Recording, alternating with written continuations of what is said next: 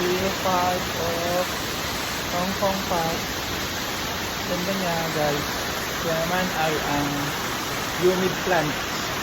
So merong mga orchids, merong dry plants, at meron din mga humid plants. Ang galing nila. Nag-enjoy yung mga kaibigan ko, mga nanay ko, mga guests. Ang Santa Clara Dabber Cats. Santa Clara Dabber Cats, hello! Punta tayong Hong Kong. Dito naman tayo mag-tour. Kasi wala na kayong place sa land tour na hindi natin napupunta. Kaya dito naman tayo. Guys. Let's go! Oh, maganda rito, Dabber Cats. Look! So nice. So free lang itong tour na ito. Kasi Hong Kong lang.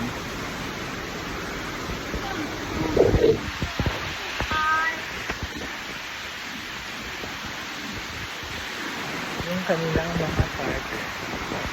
Nice na. Okay din, no? Yan. So, picture dyan. Picture ko yung aking kadate. Ay, ganda talaga, oh.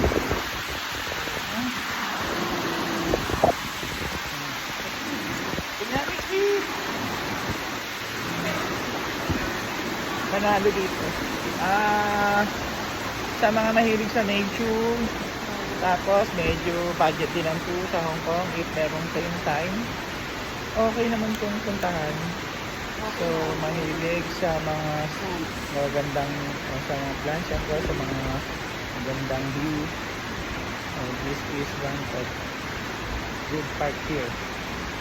Actually, maganda yung mga park talaga nila. Diba? Well maintained yung mga park nila. So, salute Hong Kong government for this. Ampunin nyo na kami. Payag na kami. Payag na ako. Ampunin nyo na kami. Philippines. I-deport nyo na kami sa Philippines. Awag ba? Bawal pala yun. Dito naman tayo dadalhin. O, yun o. Kita nyo o. Exit, entry. Look! Tara, mami. Automatic. Alis ka dyan. Sarado yan. Sarado. O. Teka lang. O, ha? Oh, ganda, oh.